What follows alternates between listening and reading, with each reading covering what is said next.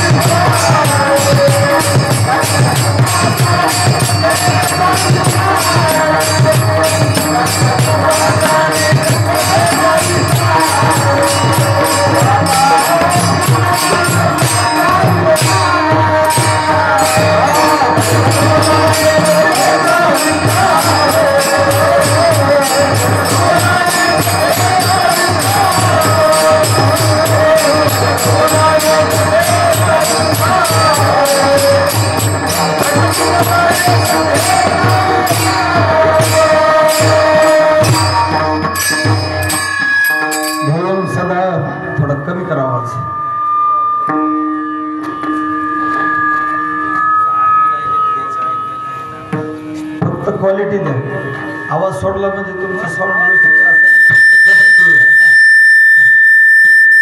आवाज कमी ठेवा किती पण क्वालिटी द्या तुम्ही हां आवाज सायलेंट ठेवून द्या चालतंय ध्येयं सदा परिभवग्नम विष्णुदोह ध्येयं सदा परिमभिष्टदोह आणखी करा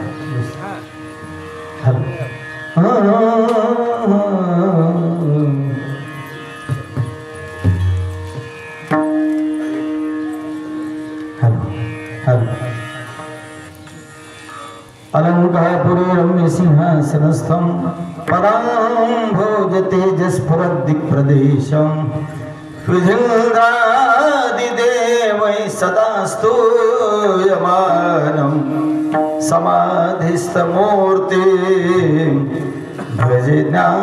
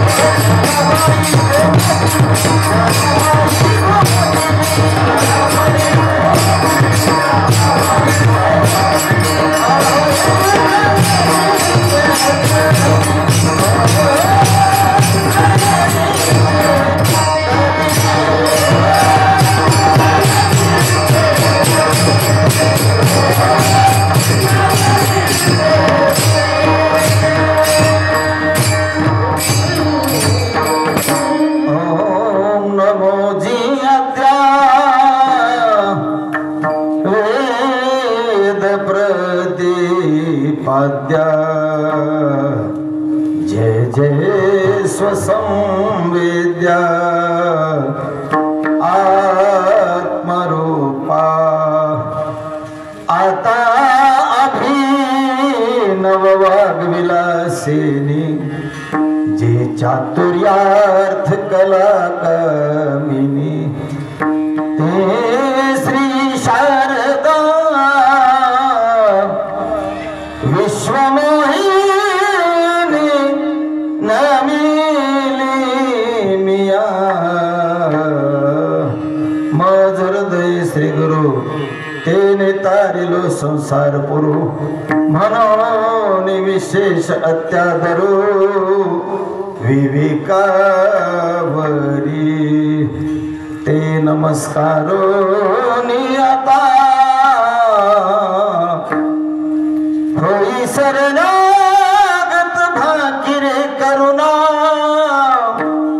तवचिया बंधना चुकशील।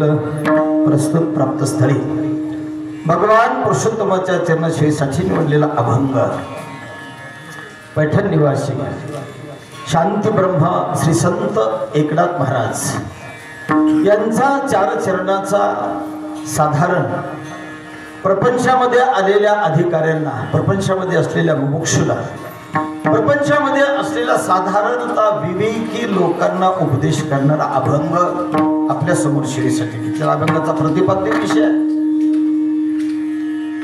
होय शरणागत भाकिरी करुणा। देवाला विनंती करायची आहे, देवाला प्रार्थना करायची आहे, देवाला शरण जाऊन प्रार्थना करावी। तशी प्रार्थना करण्याच्या ऐवजी अगोदर देवाची शरणागती स्वीकारा आणि मग नंतर प्रार्थना करा। चुकवी बंधना आणि मग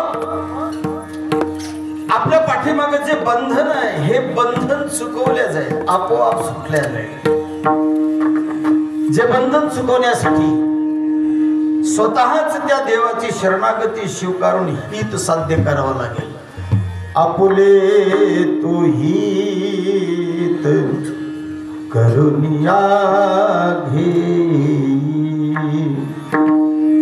स्वतःच हित साध्य करण्यासाठी आपण स्वतः जागृत राहावं लागेल, दुसऱ्यावर अवलंबून चालणार नाही. काय करावं लागेल? सदा वाचे राम नाम. साधन सांगितलं. साध्य आणि साधनाचा मेळ द्वितीय चरणामध्ये आहे. पहिल्या चरणामध्ये वेदांतशास्त्रामध्ये ज्याला उपक्रम म्हणतात तो उपक्रम शेवटच्या चरणामध्ये आपल्याला सर्वांना मिळेल. सदा वाचे गई साधन आहे राम नाम. पण ती रामनाम घेण्यासाठी सुद्धा काही अवस्था लागते. ती अवस्था या शरीरामध्ये आहे. जोवरी आहे इंद्रिय संबंध तोवरी तो बोध करी मना. जोपर्यंत हे आपले इंद्रिय काम करतात तोपर्यंतच या इंद्रियाकडून काम करून घ्या. मनाला सावध करा आणि तो रामनामाचा बोध घ्या. श्री संत नाथबाबा म्हणतात, एकदा या शरीरामधला राम नाम घेणारा आत्मा शांत झाला. या जीवाने या शरीराचा संबंध सोडला.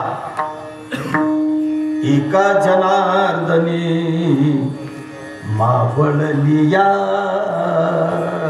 दीप. हा जो दिवा आहे ना, कोणता? जीव रूपी दिवा आतमध्ये. तो दिवा जोपर्यंत आहे तोपर्यंत हे सर्व करा. आणि एकदा का दीप मावळला मग कोणती खेप आहे? नाथ बाबा बोलता, सहजची खेप येईल बापा. असा अभंगाचा शाब्दिक अर्थ आपल्या समोर ठेवला. अभंगावर यथामती यथावकाश चिंतन करत असताना थोडासा परिहार देणं माझ्या दृष्टीने कीर्तनकारच्या दृष्टीने आवश्यक असतं. दुपारच्या वेळेमध्ये हा कीर्तनाचा जो कार्यक्रम आहे अतिशय भाऊक अंतकरणाने आपण सर्वजण या ठिकाणी या कार्यक्रमासाठी उत्साहात आणि भाऊक अंतकरणाने जमलेलो आहोत. परिसरामधून संपूर्ण गायक वादक मंडळी निमंत्रित केले. पाहुण्या रावळ्यांना आप्तइष्टांना सर्वांना अशा प्रसंगी आपण बोलवतो. असा प्रसंग आपल्या गावामधीलच कैलासवासी गंगा भागीरथी त्रिवेणीबाई राजाराम चाटे यांचं देहावसन. आणि आज हा कार्यक्रम गोड जेवणाचा कार्यक्रम आहे. त्यानिमित्ताने त्यांचे जे चिरंजीव आहेत श्री शिवराम राजाराम चाटे, रंगनाथ राजाराम चाटे आणि पंडित राजाराम चाटे. पाठ करावं लागतं काय वेळा. नाव पुष्कळ असतात यादीमध्ये पण ते लक्षात ठेवावं लागतं. बाकीचे म्हणतात महाराजाला नाव पाठ नाही तर कीर्तन तरी कशाला ठेवलं? इतका अपरिचित महाराज बोलवलंच कशाला? काही घटना वेळेनुसार समयोजना असा प्रसंग आहे. आणि या प्रसंगाला अनुसरून ही अन्नदानाची सेवा आणि कीर्तनाची सेवा. बाबाजी आता यावं लागतं.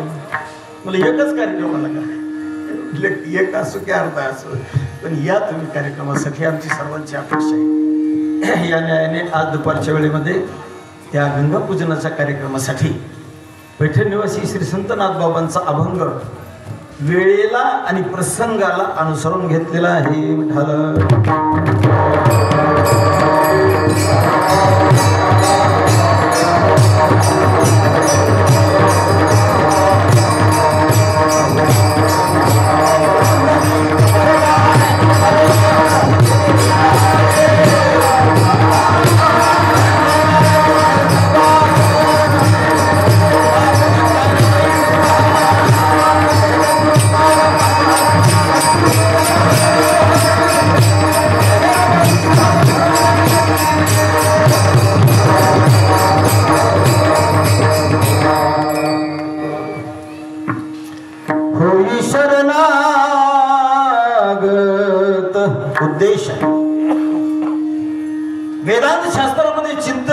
असताना उपक्रम आणि उपसंहार पाहिले जातो. सुरुवात कशी आणि शेवट कसा आहे, सुरुवात कशी आहे आणि शेवट कसा आहे. जीव आला त्यावेळेला काय बोलला आणि जाताना काय बोलला याला जीव आला त्यावेळेला काय बोलायला उपक्रम म्हणतात शास्त्रामध्ये. उपसंहार शेवट. जीवाचं ज्या वेळेला या पृथ्वी तलावर येणं झालं त्यावेळेला तो काय बोलला आणि शेवटच्या वेळेला काय बोलला. चिंतन करत असताना नाथ बाबांनी पहिलं चरण आणि शेवटचं चरण या दोघांचं एकत्रीकरण केलेलं आहे. शरणागत. आपण जेवढे काही जीव आहे पृथ्वी तलावर या सर्वांना शरण जाण्यासाठी एक ठिकाण आहे, सर्व ठिकाणं नाही आहेत. जो मज होय अनन्य शरण तयाचे मी निवारी जन्म मरण. या लागी शरणागता शरण मीची एकू. देवानं सांगावं आणि ते आपण ऐकावं, संतांनी सांगावं ते आपण ऐकावं. आपल्यापेक्षा ज्येष्ठ ज्यांच्याकडे ज्ञान असेल, ज्यांच्याकडे भक्ती असेल, ज्याच्याकडे विवेक वैराग्य असेल त्यानं सांगावं, आपण ऐकावं. काय हरकत नाही. लहान बनलं तर काय बिघडतं का. परमार्थ लहान बनण्याचा आहे, मोठं बनण्याचा नाही. आजकाल प्रत्येकाला मोठं बनण्याचा हव्यास आहे. परमार्थामध्ये लहानपण गेले का इकडं लहानपण देगा देवा.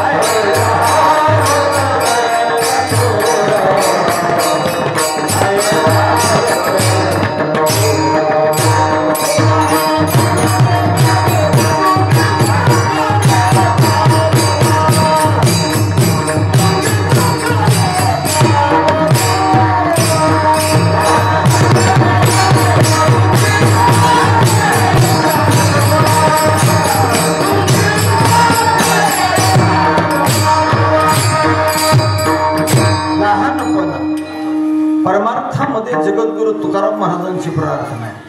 लहानपणा देगा देवा. अलीकडे लहान कुणालाच नको वाटतं, सर्वांनाच वाटतं मोठं व्हावं. कुणाला वाटत नाही गुरु हो, कुणाला वाटत नाही मोठं हो, कुणाला वाटत नाही देव हो, कुणाला वाटत नाही संत हो. पण संत होण्याची भूमिका मात्र नको आहे. संत पण बाजारात मिळत नाही, संत पण एखाद्या अरण्यात जंगलात गेलं तर मिळत नाही, संत पण एखाद्या कपाटात जाऊन बसलं तर मिळत नाही, कुठंतरी रानावनामध्ये नाही. संत पण मिळते हटे हिंडता कपाटी. आपण कुठं जाऊन बसलात असं संत पण मिळणार नाही. संत पण ही भूमिका आहे, ही पदवी नाही. कोणत्याच युनिव्हर्सिटीत मिळत नाही. किती शिक्षण घ्या, शास्त्री बना, वेदांताचार्य बना, व्याकरणाचार्य बना, न्यायाचार्य बना, संत पदवी नाही. संत ही भूमिका आहे आणि संत भूमिका निभवणं सर्वांना जमत नाही. संत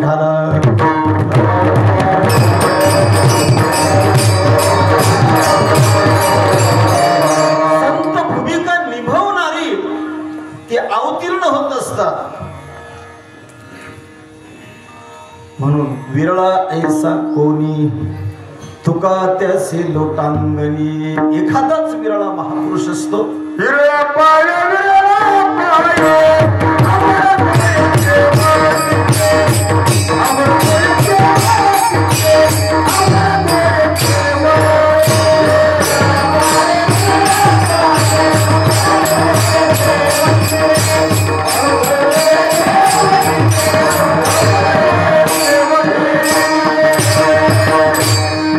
सर्वांमध्ये नाही, विरळा पाहे विरळा पाहे एखादाच असा. मनुष्याणाम सहस्रेषु कश्चिद येतते सिद्धये यततामपि सिद्धानाम कश्चिन्माम वेत्ते तत्वतः. अशी माणसं पृथ्वी तलावर कमी अवतीर्ण होतात, जे की आपल्या सर्वांचा जड जीवाचा उद्धार करण्यासाठी येत असतात. अशा माता पृथ्वी तलावर कमी येत असतात. संत जनाबाई सारख्या, संत मीराबाई सारख्या, वेदामध्ये संत गार्गी आहे, अशा माता पृथ्वी तलावर कमी अवतीर्ण होतात. माऊली ज्ञानोबरायासारखे, जगद्गुरु तुकाराम महाराजांसारखे महापुरुष या जगतामध्ये कमी अवतीर्ण होतात. जगद्गुरु तुकाराम महाराजांना जाऊन 450 वर्ष झाली, माऊलींना जाऊन 750 वर्ष झाली. अशी त्यांच्यानंतर किती आले. म्हणून तर जनाबाईंना अभंगाची रचना करावी लागली. गेले दिगंबर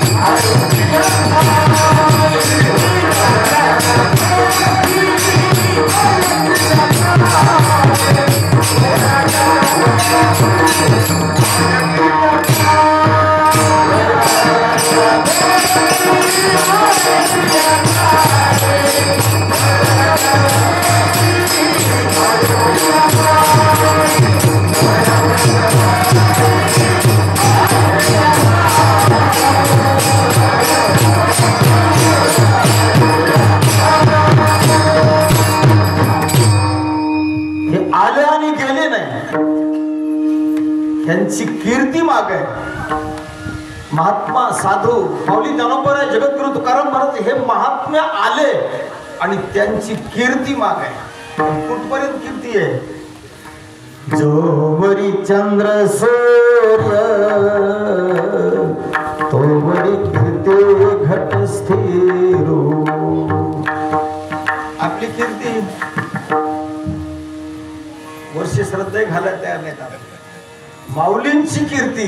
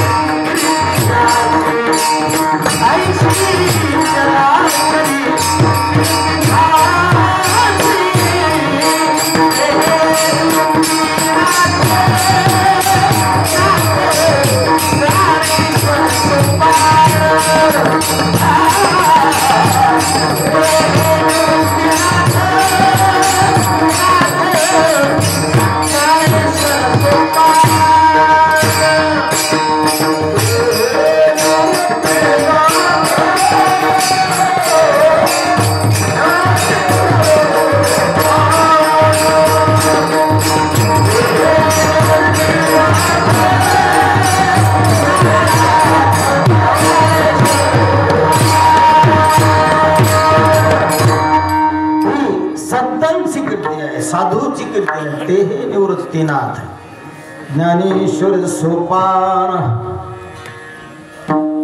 पुढे मुक्ताबाई ज्ञानदीप्ती कळा. मुक्ताबाई ज्ञान दीप्ती कळा ही त्यांची कीर्ती आहे.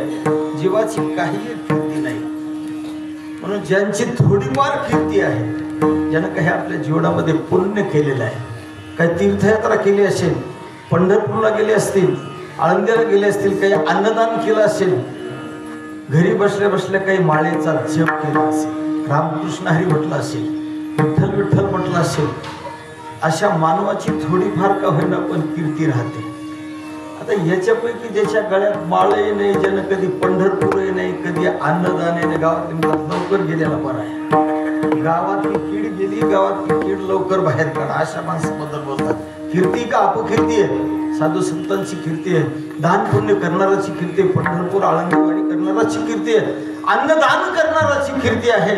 म्हणून मानवाने जगामध्ये आल्याच्या नंतर हे करण्यासाठी ज्यांच्यापासून मार्ग मिळणार आहे, ज्यांच्यापासून मार्गदर्शन मिळणार आहे, ज्यांच्या जवळ गेल्याच्या नंतर परमार्थ काय आहे, देव काय आहे, धर्म काय आहे, साधू संत काय आहे, ज्ञानेश्वरी काय आहे, गाथा काय आहे, गीता काय आहे, कीर्तनात येऊन बसावं की न बसावं, कीर्तन श्रवण करावं की न करावं, हे ज्यांच्या संगतीमध्ये गेल्याच्या नंतर कळणार आहे.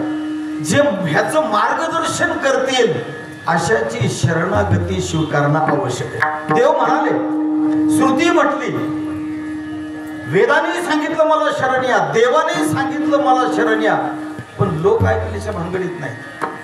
देव तर सांगणारच आहे, वेदही सांगणारच आहे, पण त्यांच्या माध्यमातून वेदाचं अध्ययन केलेले, वेदाला काय म्हणायचं होतं, वेदाचा जो शास्त्रार्थ आहे, जो शास्त्रार्थ आपल्यापर्यंत सांगणारी माणसं आपल्याला पाहिजे होती.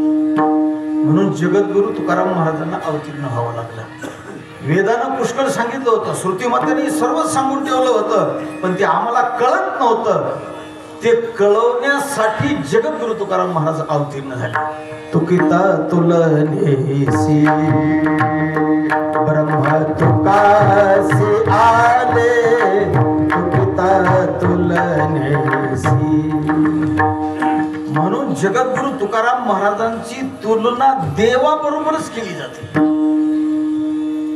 देव, ईश्वर आणि परमात्मा यांच्यावरच एक पद आहे ब्रह्मा. देव, ईश्वर, परमात्मा यांच्यावरच एक पद आहे, त्याला ब्रह्मपद असं म्हटलं जातं. त्या ब्रह्मपदाला कुणीच धक्का लावला नाही, त्याला कोणी धक्काही लावू शकत नाही. ना रजगुण, ना तमगुण, ना सत्वगुण, ना मानव, ना दानव, ना राक्षस, ना कोणीही त्याला धक्का लावत. ज्याला कोणाचा धक्का लागत नाही त्याचं नाव ब्रह्म आहे. कोणाचा धक्का लागत नाही. ईश्वराला धक्का लागला, कोणाचा? मायेचा. मायेचा धक्का साधा नसतो, ईश्वराला मायेचा धक्का आहे. त्या ब्रह्माच्या एकाच अंशाला धक्का लागला तर तो तुमच्या आमच्यात येऊन बसला. त्याला कुणी धक्काच लावत नाही, त्याचं नाव ब्रह्म आहे. ज्याला धक्का लागतो मायेचा त्याचं नाव ईश्वर आहे, आणि ज्याला अविद्येचा धक्का लागतो त्याचं नाव जीव आहे. हे सर्व अविद्येचे धक्के लागले. जीव म्हणजे सर्व अविद्येचे धक्के लागलेले. जी नाही ती विद्या, अशी अविद्या, तिचा धक्का लागला, पण तो ईश्वराला लागला, त्याचा जीव झाला. आणि धक्का ज्याला कुणाचा लागत नाही, धक्का करत असेल, धक्का लागला की मोठे मोठे लाईनला लागतात, साधे नाही, बारके छोटे नाही. धक्काच लागू नये मायेचा, धक्काच लागू नये अविद्येचा. ज्याला अविद्येचा धक्का लागला नाही, ज्याला मायेचा धक्का लागला नाही, असा आहे ब्रह्म. आता ते जे ब्रह्म आहे हे सर्वांचं अधिष्ठान आहे. हे ब्रह्म सर्वांचं अधिष्ठान आहे, आणि त्या ब्रह्मापासून हे सर्व. म्हणून सांगणारा कुणीतरी पाहिजे होता की कुणापासून काय झालेलं आहे.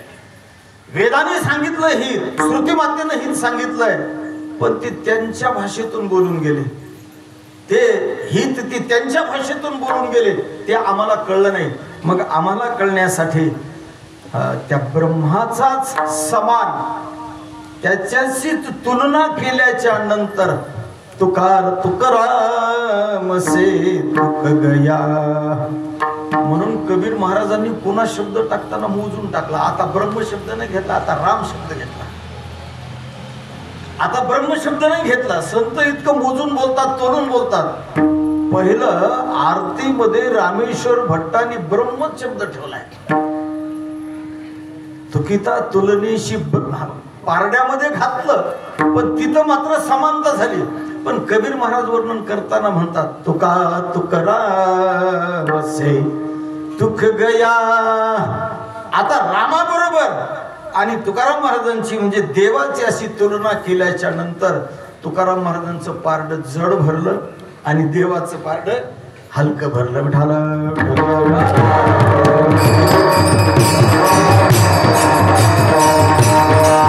त्याचं कारण आहे, उनका से तो भंग और इनका से तो भंग. रामाने बनवलेला सेतू भंग पावला आणि जगद्गुरु तुकाराम महाराजांनी अभंग रूपी बनवलेला सेतू तो आजही आपणा सर्वांना तारून घेण्याचं काम करते. म्हणून अशा संतांची गरज होती. मध्यस्थी कोणीतरी हवा असतो. शेती आपलीच असते, सातबारा आपल्या नावाचे असतात, बापजादी इस्टेट आली असते, पण पाणी सांगणारा कोणीतरी पानाड्या लागतो. त्याप्रमाणे श्रुतीने सांगितलंय, देवानं सांगितलंय, वाङ्मय सर्व उपलब्ध आहे, सर्व ग्रंथ तयार आहेत, पण त्यातलं आम्हाला कळलं नाही. म्हणून जगद्गुरु तुकाराम महाराजांना यावं लागलं.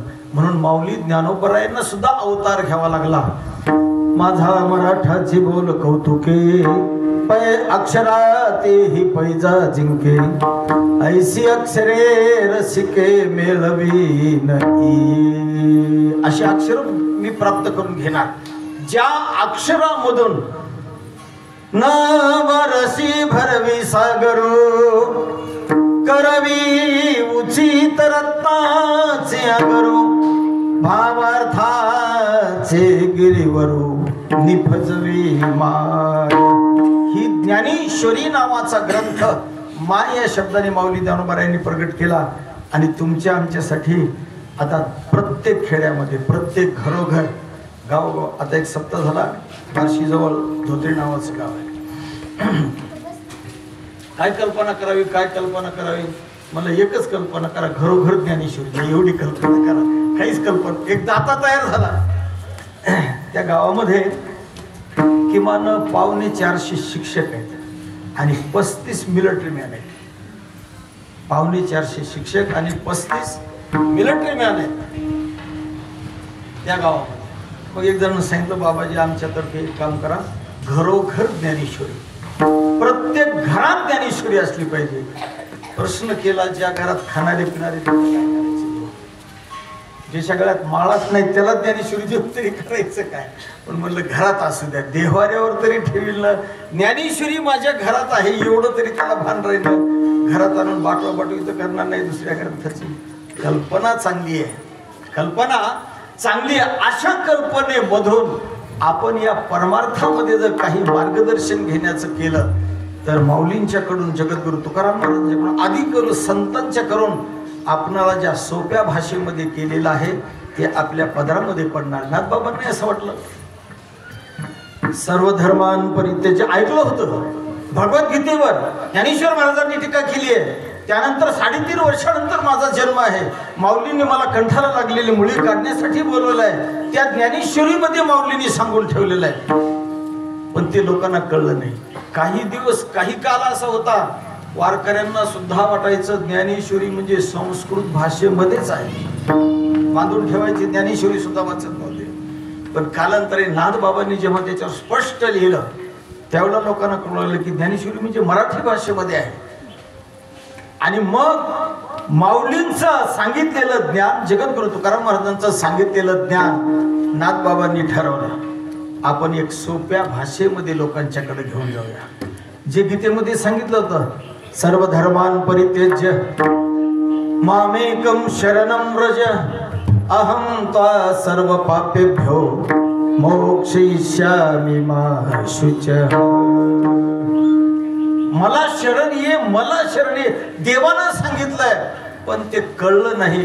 म्हणून नाथबाबांना मध्यस्थी करावी लागली. अभंगाचं प्रथम चरण,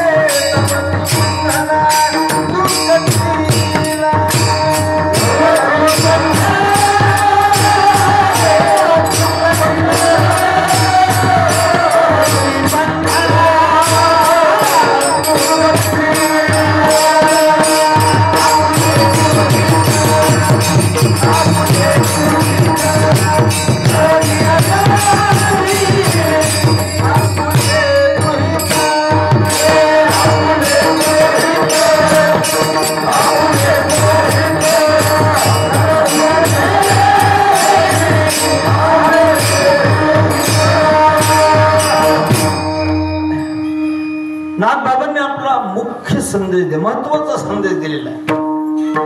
होई शरणागत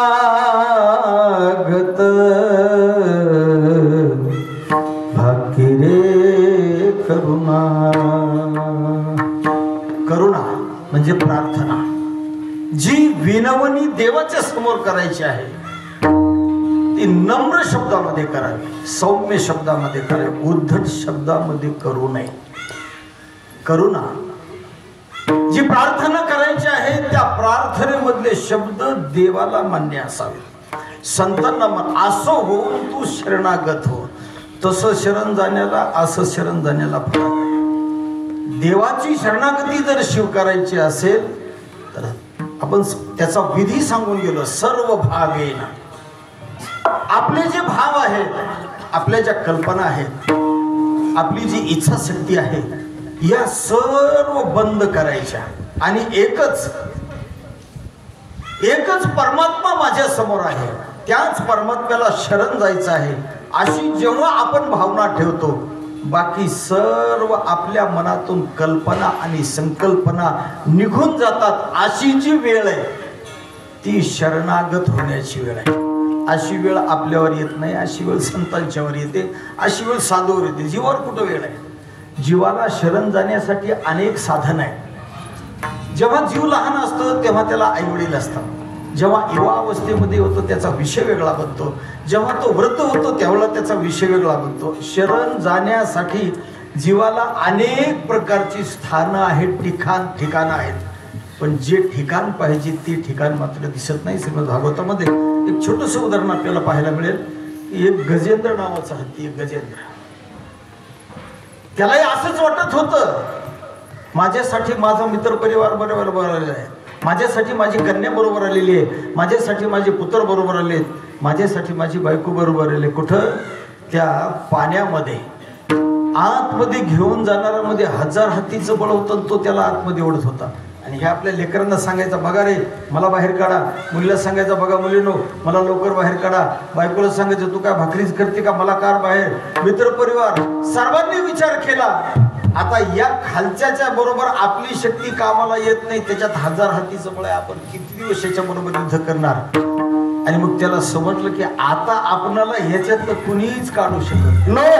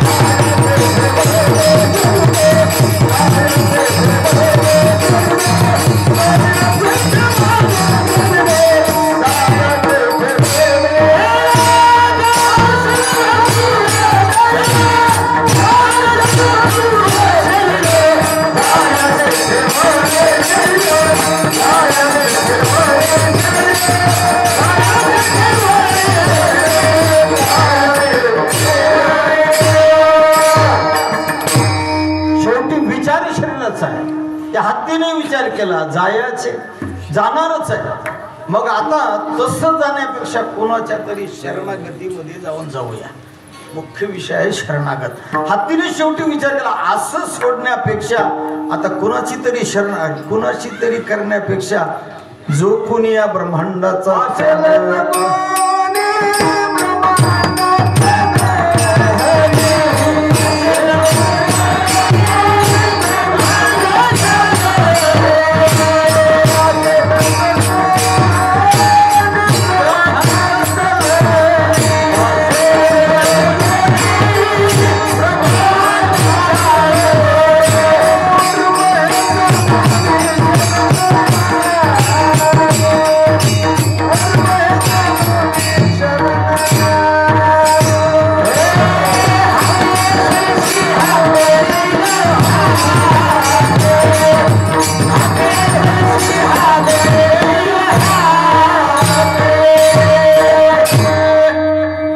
त्यानं शेवटी असं ठरवलं, असेल जो कोणी ब्रह्मांड साखर. आता दुसऱ्याची शरणागती पत्करायची. तुम्ही पुढचं काय म्हणला, दोघ जण मला घ्यायचं नाही. चला आपल्याच जगाचा जो मालक आहे मला त्याच्याकडे जायचं. कुणाची तरी शरणागती पकडण्यापेक्षा अशी शरणागती पकडावी. त्यानं एक फूल टाकलं आणि त्या फुलासाठी हा कहे हे लक्ष्मी ती कहे गजराज आगे चलत गोली पीछे होत आवाज. एवढ्या घाईनं तो परमात्मा पुरुषोत्तम त्या हत्तीसाठी धावताना. मुद्दा आहे शरणागतीचा. कोण शरण गेला? पशु, 4 पायाचा पशु देवाला शरण गेला, पण त्याला कळलं आता मला आधार पुण्य निराधार झाला. आपल्याला कुणीच नाही, पण उगा आपण लावून धरलंय. हे माझं आहे, हे माझं आहे, मुलगी माझी, मुलगा माझा आहे, भाऊ माझा आहे, अमुक माझा आहे, तमुक माझा आहे. आता त्यावेळेला कोणीच नाही.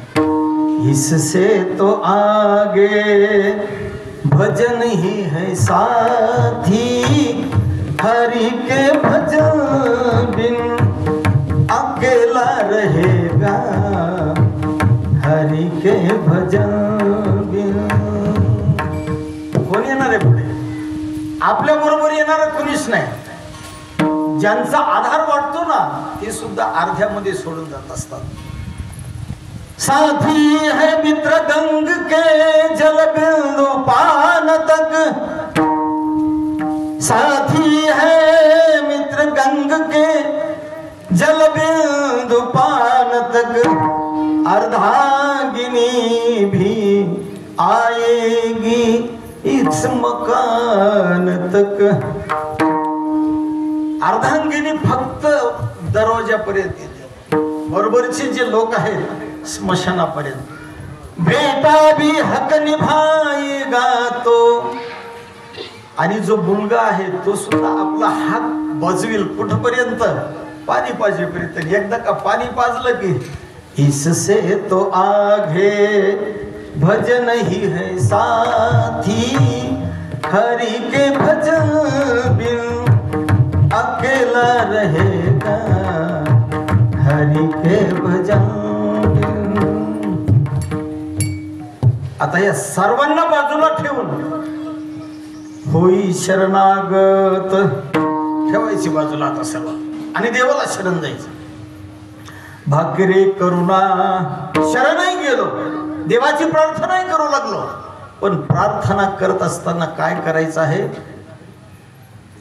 आपलं स्वतःचं हित साधण्यासाठी चुकवी. आता चुकवायचंय, अगोदर साध्य करायचंय आणि आता चुकवायचंय. काय चुकवायचंय? ज्याला आपण बंधन म्हणतो. पुनरपि जननम पुनरपि मरणम पुनरपि जननी जठरे शयनम, हे संसारे खलदुस्तारे कृपया पाहि पाहि भज गोविंदम भज गोविंदम भज गोविंदम मूढमते. आता हे बंधन आहे, हे बंधन आपले आपण बांधून घेतलं. हे बंधन दुसऱ्यानं दिलेलं नाही. दुसऱ्यानं दिलेलं बंधन सोडता येतं, दुसऱ्याला दाखवता येतं. पण स्वतःच केलेलं बंधन ते दाखवता येत नाही, सोडता येत नाही. शेंबूड सांगे, ज्ञान सांगे लोकाला, शेंबूड आपल्या नाकाला. दुसऱ्याचं सांगता येतो पण स्वतःच्या नाकातलं कुठं दिसतंय? मायेचं बंधन आहे, मलाही सांगता येईल तुम्ही मायेच्या बंधनात आहे. तुम्ही एखाद्याला म्हणू शकता तुला मायेचं बंधन आहे, आणखीन हे मायेचं बंधन सांगतील पुष्कळ. पण ते मायेचं बंधन स्वतःच स्वतःला कुठं दिसतंय? आणि जोपर्यंत आपली चूक आपणाला कळत नाही तोपर्यंत ती चूक सुधारत नाही. डॉक्टरनं सांगितलं, एका बाईंना डॉक्टरने सांगितलं, म्हणले बाई आजपासून बाहेरचे पदार्थ खाऊ नका, उलट जाड होत चालला. जरा आता हे वजन बिजन जरा कामात ठेवा ना, मग तुमचं वय वाढत चाललेलं आहे आणि वजन जास्त झालं तर पुढं कदाचित ते आता निघालेत नाही अटॅक एकदाच. बाकी टेन्शनच नको, तसं होणार नाही. जरा वजन मापात ठेवा. मग काय करू? डॉक्टर म्हणले बाहेरचे पदार्थ खात जाऊ नका, बाहेरचे पदार्थ खात जाऊ नका. अर्धा किलो समोसे आणले. जिला सांगितलं होतं बाहेरचे खाऊ नका, अर्धा किलो समोसे आणले आणि खात बसली घरी. वरचं काढून टाकायची ना आतलं खायची. वरचं काढून टाकायचं ना आता काय. म्हणलं माताजी हा काय प्रकार आहे, वरचं वरचं काढून टाकलं आता. म्हणजे डॉक्टरनं सांगितलंय बाहेरचं खाऊ नका. मग म्हणलं असं आतलं खायला सांगितलं का तुला, ह्यानं तुझं वजन कमी होणार आहे का. सांगणारे संत आहेत, त्यांचा सांगण्याचा उद्देश बंधन मायेचं आहे. पण हे मायेचं बंधन आपणाला जोपर्यंत आपल्याला कळत नाही तोपर्यंत दुसऱ्यानं सांगून फायदा नाही ना असून फायदा नाही, दुसऱ्यानं काढून फायदा नाही. तुझ्यासाठी तूच प्रयत्न कर. आपुली आपण संसार बंधन तोडावे.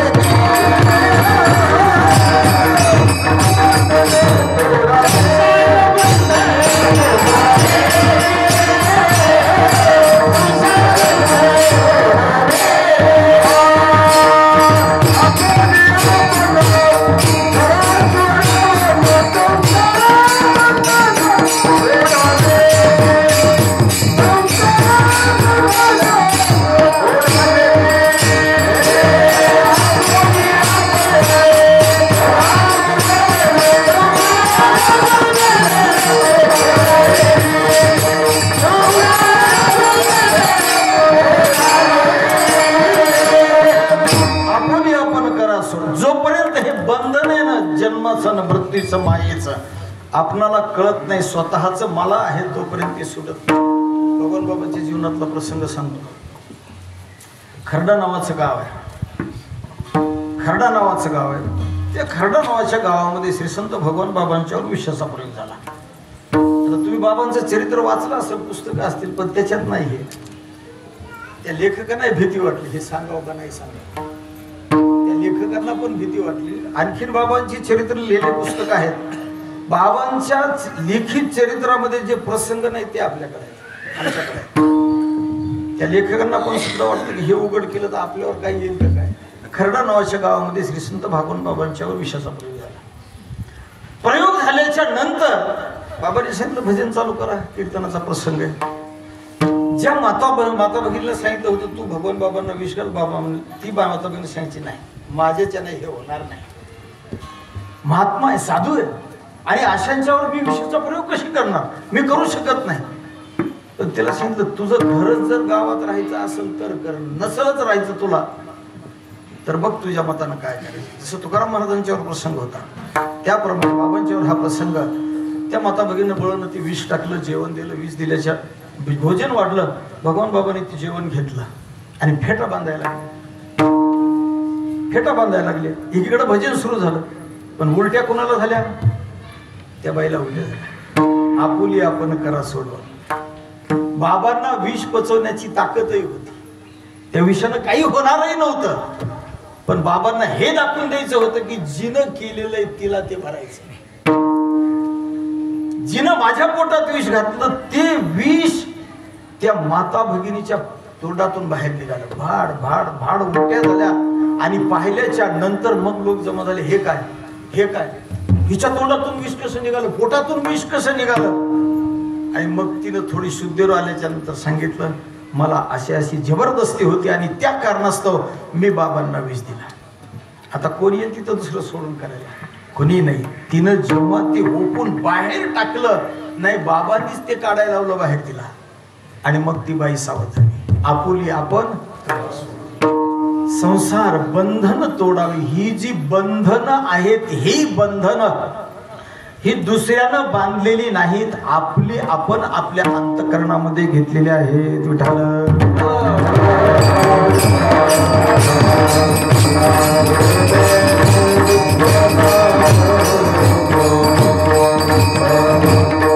काय करायचं बंधन तोडून तरी. बंधन असलेलं बरं का नसलेलं बरं, एक मुद्दा आहे. बंधन तसं नसलेलंच बरं. तसं बंधनच नकोय, तसं बंधनच नकोय. पण आमच्या पाठीमागं बंधन लागलेलं आहे, जायचं आणि यायचं हे बंधन आहे, मायेचं बंधन आहे. बळे झाला बद्ध माझे माझे छंद मुक्त होता परी बळे झाला घेऊन या छंद. तसं म्हणलं जीवाला, म्हणले तू मुक्तच आहे. कशावर मुक्त आहे. ममय वंशो जीव लोके जीव होत सनातन मनष्ठान इंद्रिय प्रकृतीस्थ.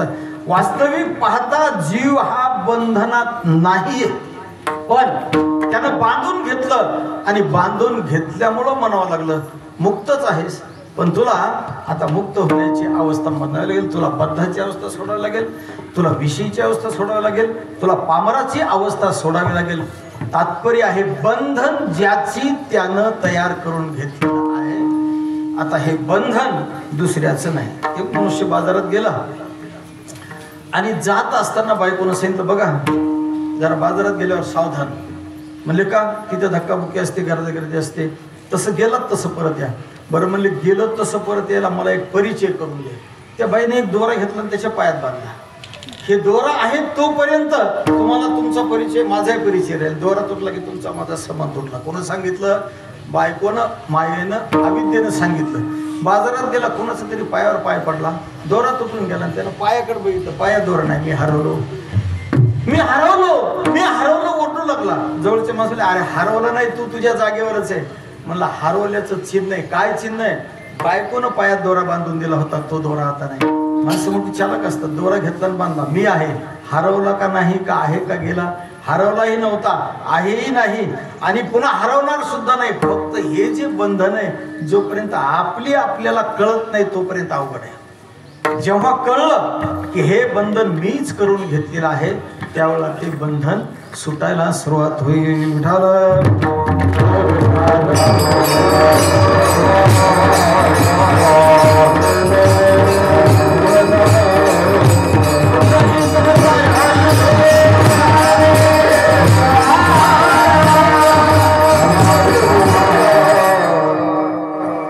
आता हे बंधन तोडण्यासाठी पुरं जीवन घालवावं लागतं. पुरं जीवन बंधन तोडण्यासाठी पुऱ्या जीवनामध्ये साधना करावी लागते. बरोबर आहे. विठ्ठल बाबा घुले नेहमी सांगायचे, ज्ञानेश्वरी किती दिवस वाचायची? किती दिवस वाचायची ज्ञानेश्वरी? म्हणजे जोपर्यंत शरीरात प्राण आहे तोपर्यंत. म्हणजे पुरं जीवन बंधन तोडण्यासाठी. गाथा कुठपर्यंत वाचायचा? जोपर्यंत शरीरामध्ये प्राण आहे तोपर्यंत गाथा वाचायचा. म्हणजे बंधन तोडण्याचं साधन आपल्याला जीवनभर करावं लागतं. आणि ते साधन केलं त्यानं आपलं हित साधलं. अभंगाचं रीती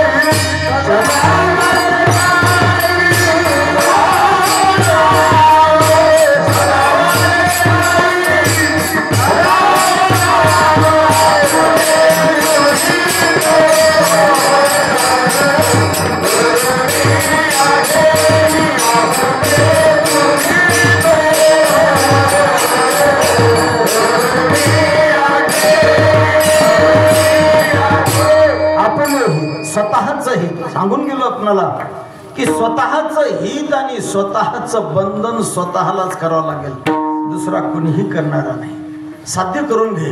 तुझं जे स्वतःच हित आहे ते तूच साध्य करून घे. हित सांगणारे 3 जण आहेत मुख्य.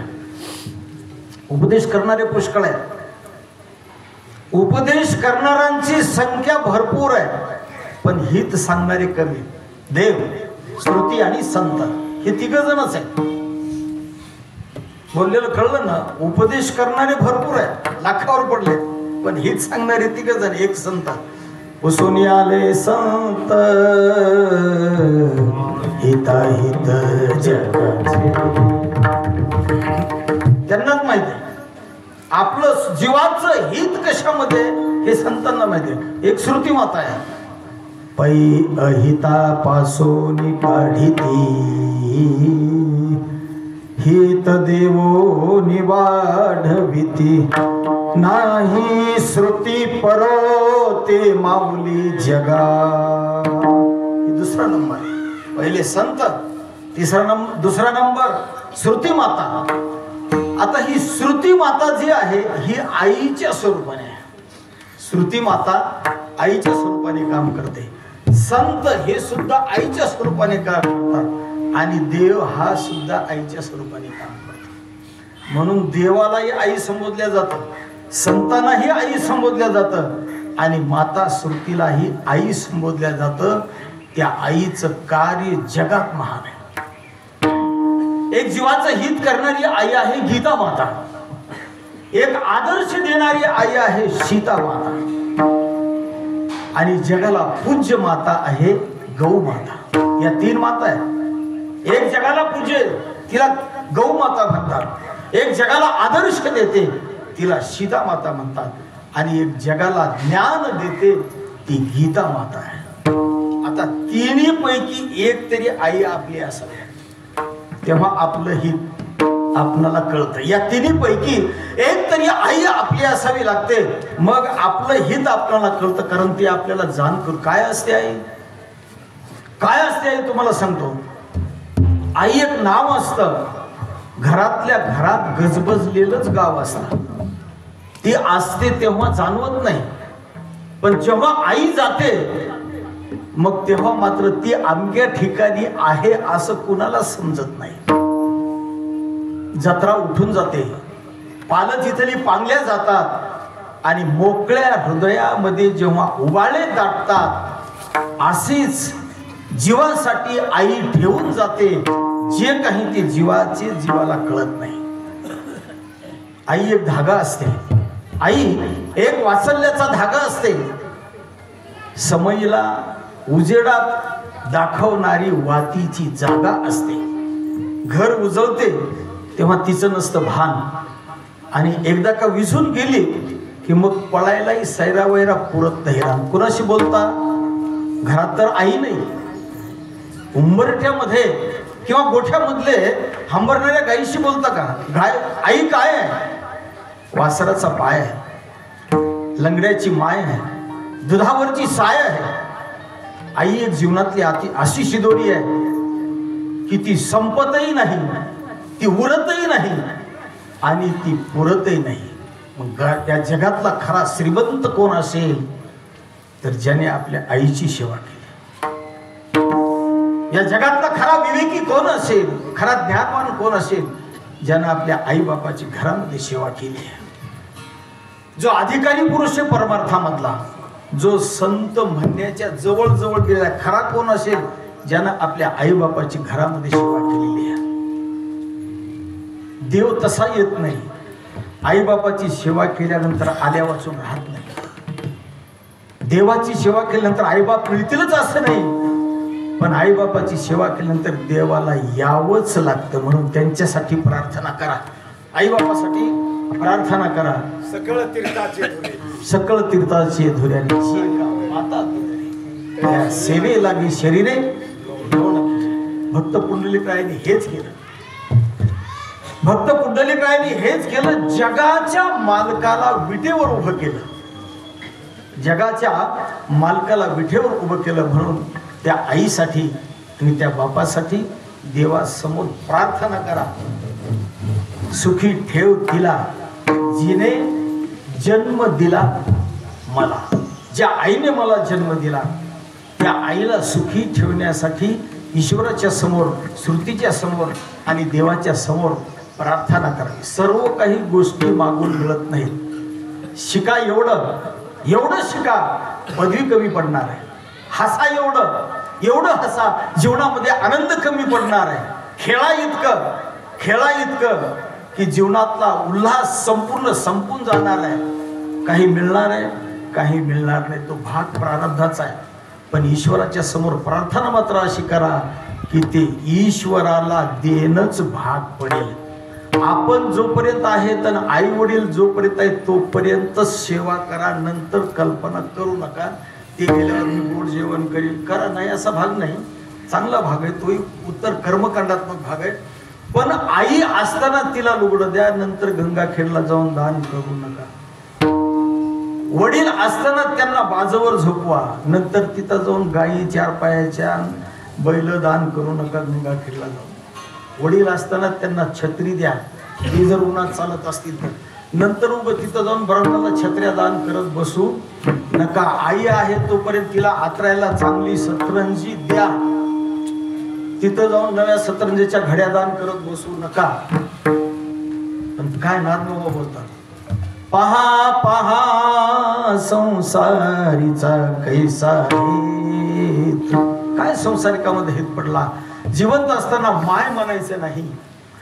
जिता आबोला, माईला बोलायचं नाही, आबोला धरायचा. माईनं पाठीबरोबर हाक मारायची आणि ह्यानं पुढंच चालायचं. आणि मेल्यावर पुन्हा म्हणायचं माय, आता काय करतो माय करू. अरे जिवंत असताना आईला बोलला नाही, आईला आथरायला सतरंजी दिली नाही, आईला टायमाला जेवण दिलं नाही. एवढा मोठा बंगला असून आईला एखाद्या बाजूवर एका 4 पत्र्यामध्ये ठेवलं आणि आता आईच्या नावानं शिमगा करतो, मोठ्यानं गावात ओरडतो आई गेली म्हणून. त्यावेळेला तुला काळजी वाटली नाही. जिवंत असताना आईची सेवा करा, जिवंत असताना वडिलांची सेवा करा, जिवंत असताना त्यांचा मान सन्मान करा. मेल्यानंतर नफरत करणारे सुद्धा रडतात. खांदा देणाराचा एखाद्या वेळा काही संबंध नसला, आपण पाहुणेरावळेच गाठतो, पण काही ठिकाणी प्रसंगात आहे तो खांदा द्यायला सुद्धा माणसं मिळत नाहीत. आणि मग ते सुद्धा नफरत करणारे सुद्धा माणसं मेल्यानंतर रडायला लागतात. जिवंतपणी त्या माणसाबद्दल अश्रू येऊ द्या. आपण जोपर्यंत जिवंत आहे आणि जोपर्यंत आपल्या प्रेमातली व्यक्ती जिवंत आहे, आई जिवंत आहे, वडील जिवंत आहे, तोपर्यंत कधीतरी डोळ्यात पाणी आणा. वडिलांच्या मांडीला मांडी लावून बसा, आईच्या जवळ बसा. आई जर स्वयंपाक करू लागली तर तिला विचारा तुला काय पाहिजे. आपण कधी विचारतो? आपण नाही विचारत. ही आपली निष्ठुरता आहे, ही आपली निर्दयता आहे. आणि मग गेल्यानंतर चांगले चांगले महाराज बोलवायचे, हे नामस्मरण केलं पाहिजे. हा कर्मकांडात्मक भाग आहे. श्रीमद भगवद्गीतेच्या पहिल्या अध्यायामध्ये आपल्याला याचे प्रमाण मिळेल. शंकरो नरकायेव कुलघ्नानां कुलस्यच पतन्ति पितरो हेषां लुप्तपिंडोदकक्रियाः. आपण जर हे नाही केलं तर त्यांनी त्यांच्या पुण्याईवर जे पद प्राप्त करून घेतलेले आहे. आज ज्यांचा गोड जेवणाचा कार्यक्रम आहे, कैलासवासी गंगा भागीरथी त्रिवेणीबाई ह्यांनी आपल्या स्वतःच्या जीवनामध्ये जे पुण्य केलेलं होतं, त्या पुण्याच्या बलावर त्यांना जे पद मिळालंय, त्यांना जे ठिकाण मिळालंय, ते ठिकाण जाणार नाही याची काळजी घेणं आपलं काम आहे. म्हणून हे करणं, हे का करणं, अन्नदान का करायचंय, पिंडदान का करायचं, कीर्तन का करायचं, नामस्मरण का करायचं. ज्यांच्याबद्दल आपण हे करत आहोत त्यांनी त्यांच्या पुण्यावर पद प्राप्त करून घेतलंय. ईश्वरानं त्यांना ज्या ठिकाणी जागा द्यायची तिथं दिलेली आहे, पण ती जागा त्यांना कायमची राहावी. तिथून त्यांनी ढकलून देऊ नये आणि इकडे नरकात पडू नये. म्हणून हे पुत्रांचं काम आहे. पुत्र कशाला म्हणतात हे लक्षात घ्या. पुम नाम नरकात त्रायते इति पुत्र. पुम नावाचा नरक आहे. पुत्रानं जर हे काम केलं नाही, आपल्या लेकरांनी, आपल्या संतानांनी आपल्याला जर नैवेद्य पाठवला नाही तर तो जीव नरकात पडला जातो. आणि त्या जीवाचं नरकामध्ये अधःपतन होऊ नये म्हणून हे पिंडदान देत आहे. शंकरो नरकायेव कुलघ्नानां कुलस्यच पतन्ति पितरो हेषां लुप्त. अर्जुन वेडा नव्हता तर का धर्माला. अर्जुन कुणाकुणाला भीत नव्हता त्या युद्धामध्ये. त्याच्या समोर सर्वच मोठे मोठे होते. आजोबा होते, गुरु शिकवणारे गुरु होते, मामा होते, अश्वत्थामा गुरुपुत्र होता, सर्वच मोठी मंडळी होती. अर्जुनाने सांगितलं, देव तुम्हाला असं वाटतं का मी ह्यांच्या शक्तीला भीतोय? पावर नाही, त्यांना मी भीत नाही. फक्त मी भीतो तो कशाला, ह्यांना मारल्याच्या नंतर होणाऱ्या पापाला भीतो आणि ते पाप एकट्या माझ्याच्यानं फेडणं शक्य नाहीये. का शक्य नाहीये? का शक्य नाहीये? माझी सेना 7 आहे आणि त्यांची 11 आहे. 11 अक्षोहिणी सेना आहे त्यांची. माझी 7च आहे. माझ्यातले मरतील आणि त्यांच्यातले मरतील. पण हे सर्व मारल्याच्या नंतर यांच्या बायका विधवा होतील आणि विधवा झालेल्या बायका व्यभिचार केल्याशिवाय राहणार नाहीत आणि त्याचं सर्व पापाचं खापर माझ्या डोक्यावर फुटलं जाईल आणि ते फेडणं मला शक्य नाही. म्हणून हे धनुष्यबाण जागेवर मी चाललो, मी युद्ध करत नाही. हे अर्जुनाचं म्हणणं होतं. कशाला भिला? पापाला भिला. तो अर्जुन जे गुरु होते समोर द्रोणाचार्य त्यांना भिला नाही. पितामह भीष्म होते त्यांना कोणालाच भिला नाही. तो फक्त भिला तो पापाला. म्हणून हे नाही केल्याच्या नंतर काय होईल? पाप. लेकरांनी हे लक्षात घ्यावं. त्रायते इति पुत्र. त्या नरकामधून बाहेर काढण्याची शक्ती ज्याच्यामध्ये आहे त्याचं नाव पुत्र आहे. ओम नाम नरकात राहते. म्हणून हे आद्य कर्तव्य आहे. अन्नदान करणं, नामस्मरण करणं आणि हे जे साधन आहे हे साधन जीवाला उद्धार करण्याचं. म्हणून द्वितीय चरणाचा जो आपण विषय घेतलेला आहे तो आता काय कर? तुझं जे बंधन आहे, तुझी जी सोडून नाही, तुझं जे हित आहे ते तुझं हित करून घे. कशामध्ये तुझं हित आहे? राम नामाचा जप करण्यामध्ये. विठ्ठला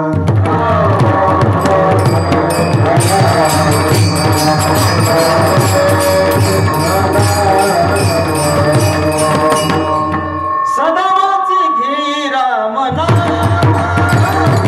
सदाची घे राम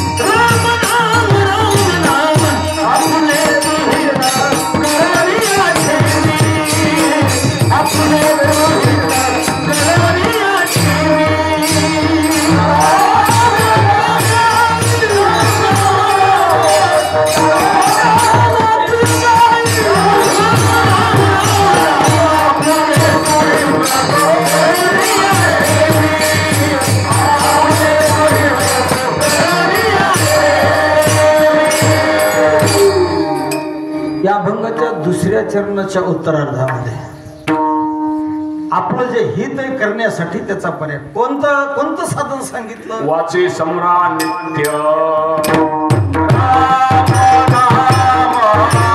वाचे सम्राट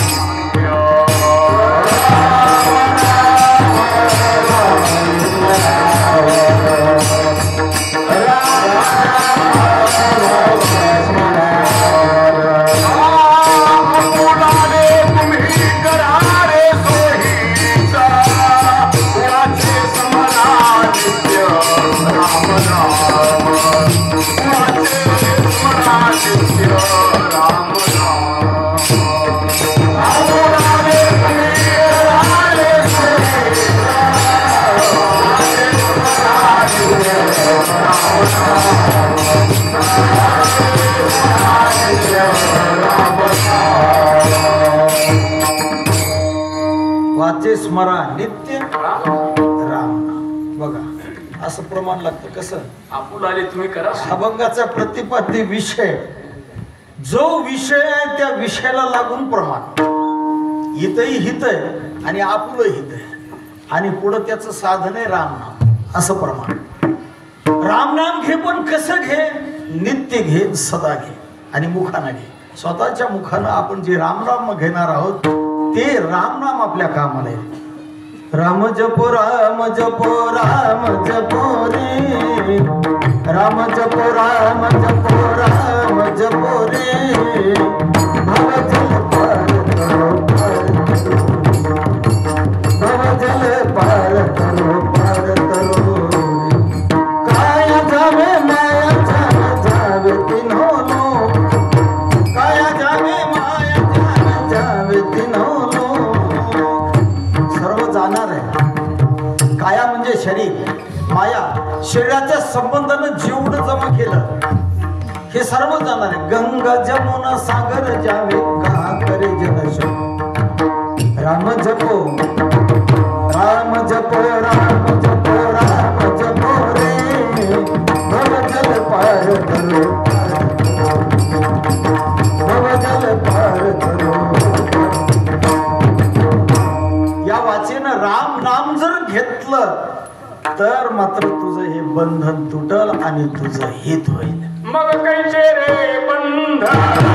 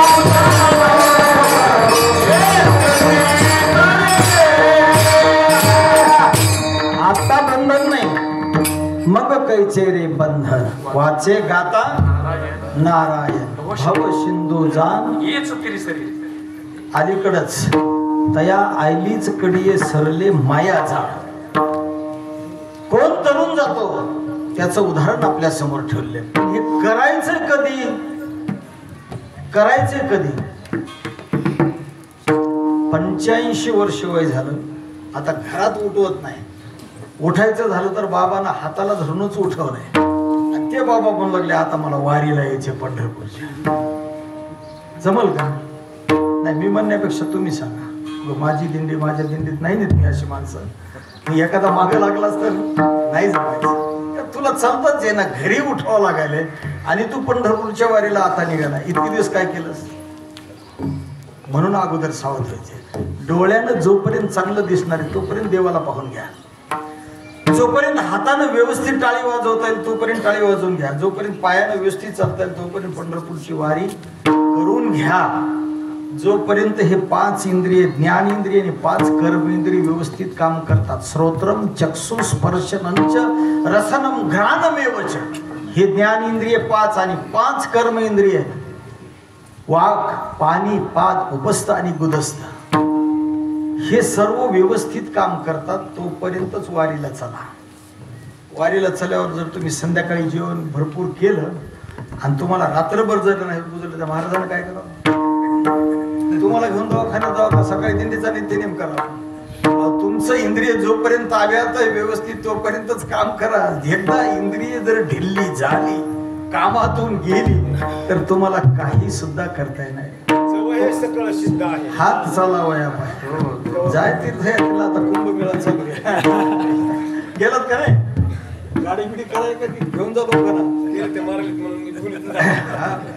हे 144 वर्षानंतर येणारा योग आहे कोणता आताच्या कुंभाचा हा कुंभमेळा आता चालू आहे प्रयागराजला आम्ही काही नेहमी दरवर्षी 2-3 वर्ष त्यामुळे तुम्हाला म्हणलं जा जवळ हे सगळं सिद्ध आहे हात चालावया पाय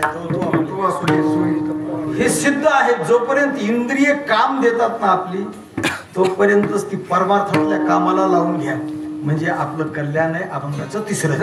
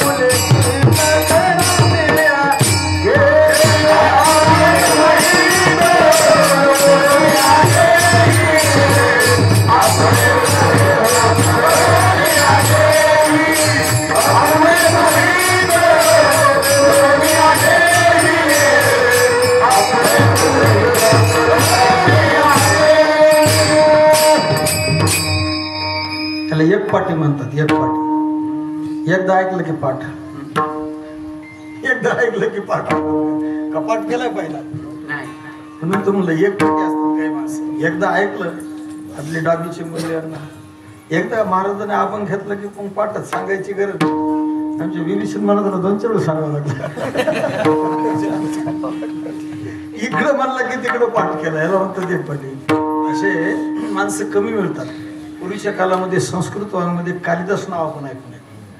संस्कृत वाङ्मयाचे लेखक कालिदास ते एक पाटी होते. कोणताही श्लोक कोण कधी कुठेही म्हणला, एकदा म्हणला की झालं, लिहूनच काढायचा, पाठच असायचा.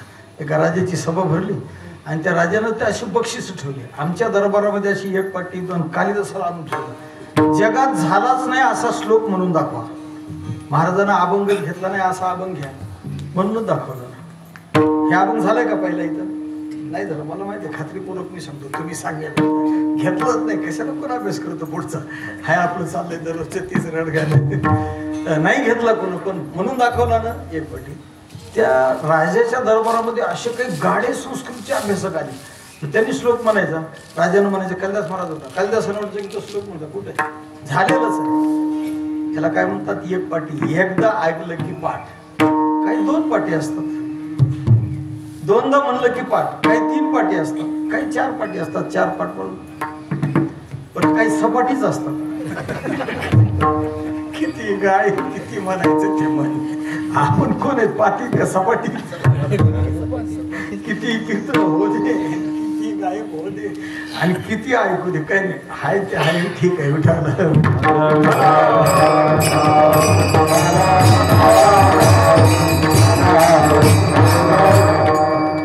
जोवरी आहे इंद्रिय संबंध, जोपर्यंत इंद्रियांचा संबंध आहे, जोपर्यंत आपली इंद्रिय व्यवस्थित काम करतात, तोपर्यंतच आपलं हित साध्य करता येईल. विठोबा